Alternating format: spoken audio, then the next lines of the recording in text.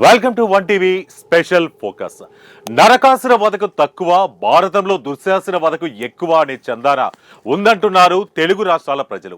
Red book రాజ్యాంగాన్ని గుర్తు చేసుకుంటూ 2019లో ఘోరంగా ఓడిపోయిన టీడీపీ పనైపోయింది. ఆ పార్టీ కార్యాలయాలను హోటల్స్ గాను, లాడ్జిలు గాను రెంట్కి ఇచ్చుకోవాలంటూ అహంకారాన్ని ప్రదర్శించిన ప్రస్తుత ప్రతిపక్షం హోదా కూడా లేని వైసీపీపై ఘోరంగానే విమర్శలు వెల్లువెత్తుతున్నాయి. ఎవరేమి అనుకున్నా ఏపీ తమ సొంత ఎస్టేట్ గా భావించిన మాజీ సీఎం జగన్ అండ్ కో చేసిన అరాచకాలను తట్టుకోలేకే మళ్లీ టీడీపీ వైపు మొగ్గు చూపారనేది పలువురి వాదన. ఇంతకీ వైసీపీ పాలనలో తెలుగు ప్రజలనుకుంటున్న అరాచకాలు నిజంగానే వైసీపీ పాలనలో వెలుగు చూశాయా, లేక టీడీపీతో పాటు జతకట్టిన జనసేన, బీజేపీలు ఆరోపిస్తున్న వాటిలో నిజం ఎంతుంది? ప్రస్తుతం నడుస్తున్న అరెస్టుల పర్వానికి కారణం రెడ్ బుక్కేనా? Let's watch the story.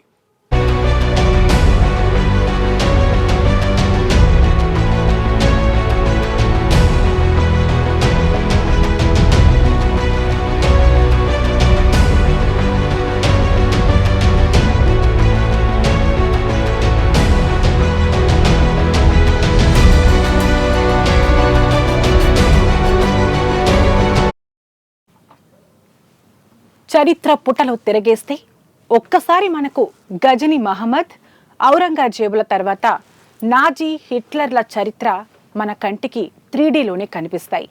2019 నుంచి 2023 వరకు కొనసాగిన వైసీపీ పాలనపై పుంఖానుపుంఖాలుగా జనం ప్రతిరోజు గుర్తు చేసుకునే అరాచక రాచ క్రీడలు ఒకటా రెండా, ఎన్నని ఎలా వర్ణించాలంటూ గుండెలు బాదుకుంటున్న టీడీపీ నేతలు చెప్పేవన్నీ శ్రీరంగ నీతులే అంటుంది బ్లూ మీడియా.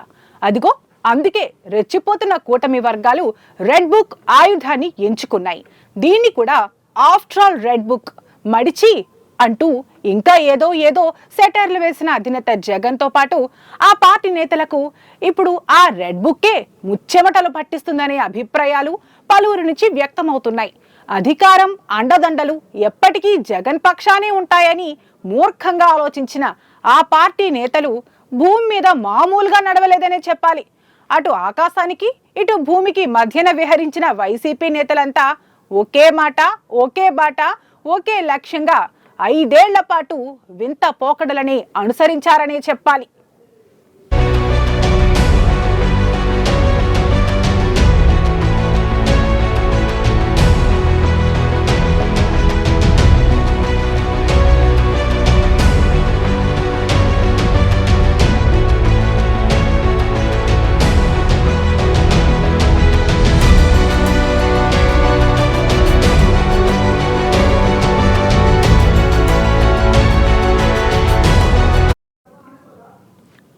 ప్రతిపక్షం అంటూ తమకు ఎవరూ ఉండకూడదనే లక్ష్యంతో రెచ్చిపోయిన వైసీపీ అధిష్టానం ఆ పార్టీ నేతలకు కూడా అదే ప్రబోధించినట్లు రాజకీయ వర్గాల అభిప్రాయం. 2024 ఎన్నికల తర్వాత తానే కనీసం ప్రతిపక్ష హోదాకు కూడా అర్హత పొందని విధంగా ఘోర ఓటమిని చవి చూడాల్సి వచ్చిందంటున్నారు విపక్ష నేతలు. వై నాట్ 175 అంటూ విర్రవీగిన జగన్ అండ్ కోకు ఏపీ ప్రజలు సరిగ్గానే తీర్పు చెప్పారనడంలో సందేహం లేదు. 2019లో అధికారంలోకి వచ్చింది మొదలు టీడీపీ అధినేత చంద్రబాబును టార్గెట్ చేస్తూ ప్రతిరోజు ఆయన్ను మానసికంగా టార్చర్ పెట్టిన విధానం సామాన్యులకు సైతం కంటదడి పెట్టించిందనడంలో సందేహం లేదు. కాకపోతే పార్టీ పరంగానో రాజకీయ పరంగానో కాకుండా వ్యక్తిగత దూషణలకు తెరలేపారు వైసీపీ నేతలు. ఈ నేపథ్యంలోనే టీడీపీ జాతీయ ప్రధాన కార్యదర్శి బాధ్యతలను చేపట్టిన లోకేష్ అప్పటి అధికార పార్టీ చేపట్టిన అరాచకాలపై నోట్ బుక్ రాసుకున్న వైనం ఇప్పుడు జగన్ అండ్ కో ఉరితాడుగా మారబోతుందంటూ ఊహాగానాలు వెల్లువెత్తుతున్నాయి.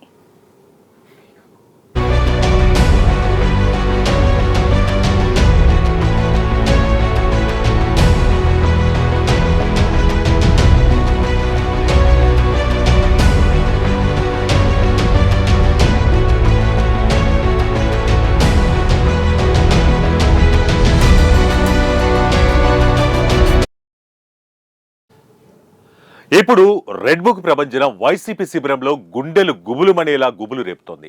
అధికారంలో ఉండగా తమను తామే మరిచిపోయి సభ్య సమాజంలో తాము కూడా మనుషులమనే మాటలే మరిచిపోయి మాట్లాడిన మాటలు ఇప్పుడు సామాజిక మాధ్యమాల్లో వాళ్లకు ఉరితాళ్లుగా మారాయనేది పలువురి అభిప్రాయం.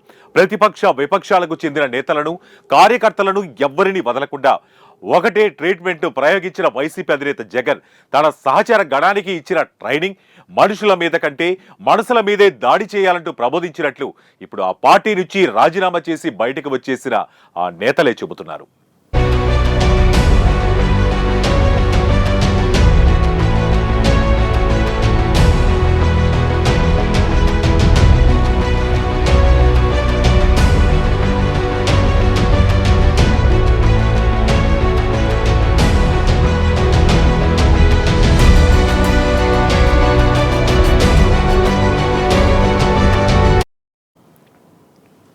ప్రజాస్వామ్యానికి ఉన్న విలువలను దిగజార్చి తమకు తామే సామంతరాజులుగా హిట్లర్ వారసులుగా భావించిన జగన్ ఇప్పుడు గల్లీల వైపు దృష్టి సారించారా అనేది కూటమి నేతల అనుమానాలు.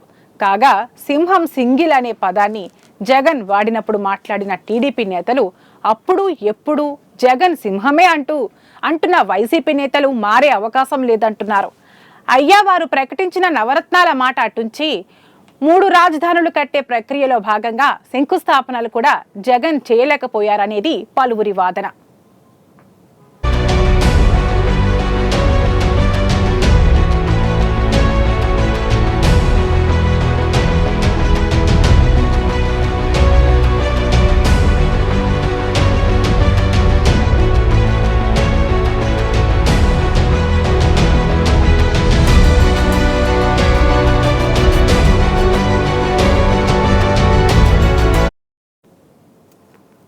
అదిగో పులి ఇదిగో పుట్రా అనే చందన అదిగో పోలవరం ఇదిగో స్పెషల్ స్టేటస్ అంటూ 5 ఏళ్లు గడిపిన జగన్ కు ప్రజలిచ్చిన తీర్పు కరెక్టే అనే అభిప్రాయాలు పలువురి నుంచి వ్యక్తమవుతున్నాయి. పాపం పోనీలే అనే చందన జగన్ పేరును కాస్త 11 గా మార్చి వదిలేసినట్లు పలువురు సెటైర్లు కూడా వేస్తున్నారు. అధికారం అందలం ఎక్కిస్తే ప్రజాస్వామ్యంలో సంక్షేమం వైపు దృష్టి సారించాల్సిన జగన్ ప్రతిపక్ష నేతలపై వాళ్ళ వ్యక్తిగత జీవన విధానం పైన దాడులు చేయడం ప్రజలు జీర్ణించుకోలేకపోయారనేది పలువురి అభిప్రాయం. ద్వేషం, పగ, కసి, కక్షలతో 2019 నుంచి 2023 వరకు పరిపాలన నడిచిందనేది పలువురి అభిప్రాయం.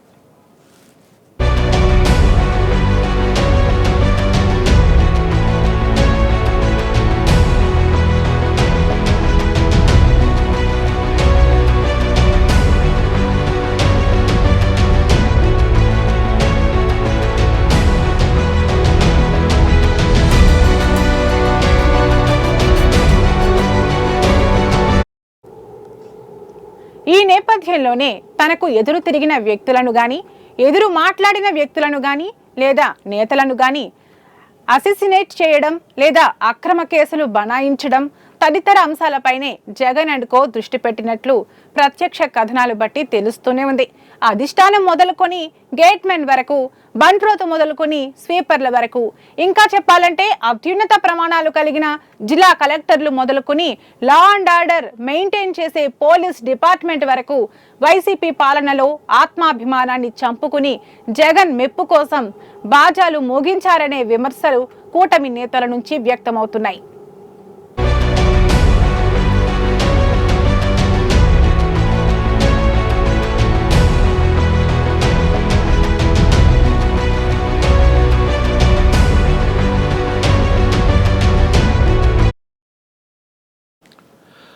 దిగజారుడు రాజకీయాలతో ప్రజలను మభ్యపెట్టే వాగ్దానాలతో విష ప్రచారం చేశారంటూ టీడీపీ జనసేన నేతలు గగ్గోలు పెట్టారు. ప్రయాణించేందుకు రహదారులు లేక, నివసించేందుకు గృహాలు లేక, నిర్మాణాలు చేసుకునేందుకు ఇసుక లేక అష్ట కష్టాలు అనుభవించిన ఏపీ వాసులు జగన్ కు ఎందుకు ఓటు వేశారో, ఇప్పుడు కూటమిని ఎందుకు నెగ్గించుకున్నారో అర్థం చేసుకోవడానికి పెద్దగా ఎక్సర్సైజ్ చేయాల్సిన అవసరం లేదనేది విశ్లేషకుల అభిప్రాయం. అర్థం లేని అక్రమ మద్యం విక్రయం, పెంచిన మాదక ద్రవ్యాలు, గంజాయి మత్తు మందుల పంపకంలో వీర విహారం చేసిన వైసీపీని నేతలు ఇప్పుడు కటకటాలు లెక్క పెడుతున్నారని కూటమి నేతలు ఆగ్రహాన్ని వ్యక్తం చేస్తున్నారు. పవిత్రమైన శాసనసభలో అసభ్యకరమైన పదజాలాలతో ప్రజావేదికలను కూల్చేసిన అలనాటి ప్రభుత్వ వైఫల్యాలపై ప్రజాస్వామ్యం అపహాస్యం పాలైందంటూ తెలుగు ప్రజలు ఆవేదన వ్యక్తం చేస్తున్నారు.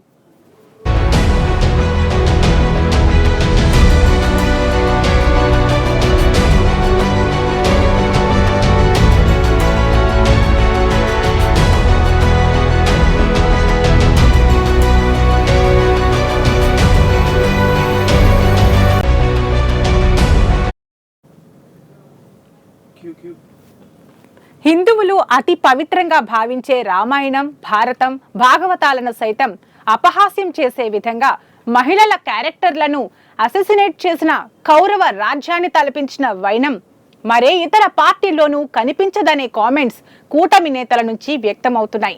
చివరకు మాజీ ముఖ్యమంత్రి తల్లి, చెల్లి పైన ట్రోల్స్ చేసినా చేయించినా రెస్పాండ్ కాని అధికార యంత్రాంగం ప్రజా శ్రేయస్సును, సంక్షేమాన్ని ఎలా కాపాడగలరనే ప్రశ్నకు సమాధానాలు మాత్రం దాటవేస్తున్నారు ఘోర ఓటమి పాలైన వైసీపీ నేతలు.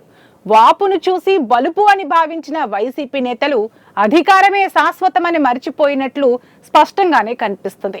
మరో మాటగా చెప్పాలంటే ప్రజాస్వామ్యం, దాని విలువలు, పద్ధతులు, కట్టుబాట్లు, సాంప్రదాయాలు, రూల్స్ అండ్ రెగ్యులేషన్స్ లాంటివి ఆ పార్టీ అధినేత నుంచి మొదలు పెడితే పార్టీలోని అన్ని క్యాడర్లకు తెలియదనే చెప్పాలి.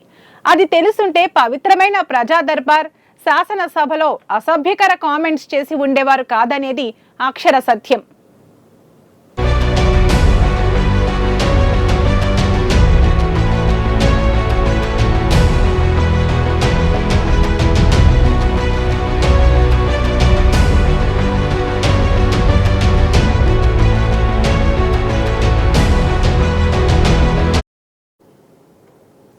ఇక తవ్వే కొద్దీ బయటపడే అస్థిపంజరాల చందాన వైసీపీ పాలనలో నమ్మిన వాళ్ల డెడ్ బాడీలనే డోర్ డెలివరీ చేసిన ఎమ్మెల్సీ లాంటి వాళ్ళు చీకటి కోణాల్లో చెప్పేవన్నీ శ్రీరంగ నీతులే అనే చందాన ఉన్న నేతలు ఎంతమంది ప్రజాస్వామ్యాన్ని అపహాస్యం చేశారనేది చరిత్ర పుటకు అందని నగ్న సత్యంగా తెలుస్తోంది.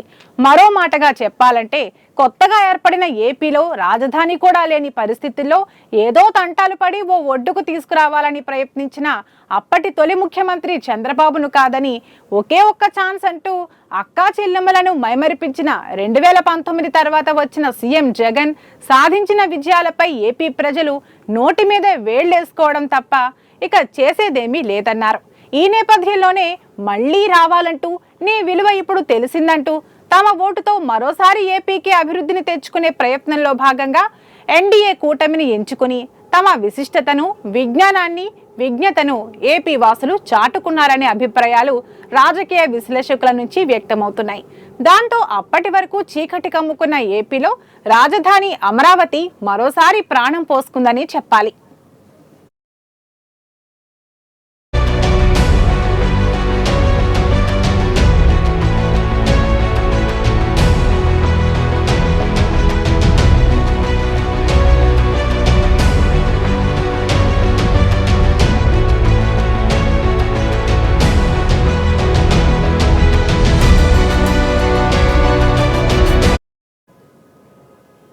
ఇక కథ ఇంతకంటే ఎక్కువగా సాగదీసినా అన్ని అరాచకాలే కనిపించడం కంటే చూడదగినవేమీ లేవంటారు టీడీపీ శ్రేణులు.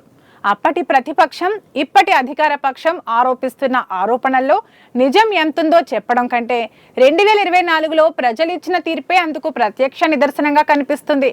సో అధినేత జగన్ నుంచి మొదలు పెడితే కొడాలి, పేర్ని, రోజా, బోరుగడ్డ, అంబటి, పోసాని, శ్రీరెడ్డి ఇలా చెప్పుకుంటూ పోతే అధికారుల్లో విజయపాల్ లాంటి వాళ్ళు కూడా ఇప్పుడిప్పుడే వెలుగులోకి వస్తున్నారు.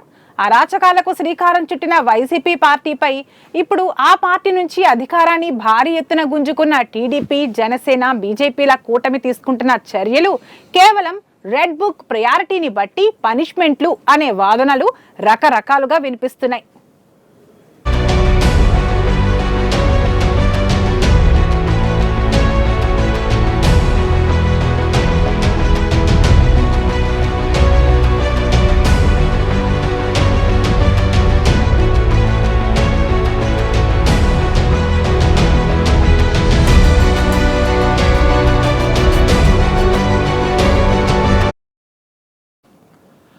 సో దీన్ని బట్టి చూస్తే ఇప్పటికీ అరెస్ట్ అయిన వారిలో రెడ్ బుక్ లో లోకేష్ మెన్షన్ చేసిన పేర్లే అనేది విశ్వసనీయ వర్గాల సమాచారం. దాన్ని బట్టి చూస్తే అధినేత జగన్ ప్రయారిటీ చిట్ట చివరికే ఉంటుందా, లేక మార్గ మధ్యలోనే రెడ్ బుక్ లో అధ్యాయం మారబోతుందా అనే అనుమానాలకు చెక్ పెట్టే దిశగా డిప్యూటీ సీఎం చకచకా పావులు కదుపుతున్నట్లు విశ్వసనీయ వర్గాల అంచనా. ఎనీహౌ రాబో రోజుల్లో టీడీపీపై వేసిన సెటైర్లు, వైసీపీపై ఇప్పుడు పడుతున్న సెటైర్లకు మధ్య తేడాలను గమనిస్తే రేపటి రోజు గురించి ఆలోచిద్దాం.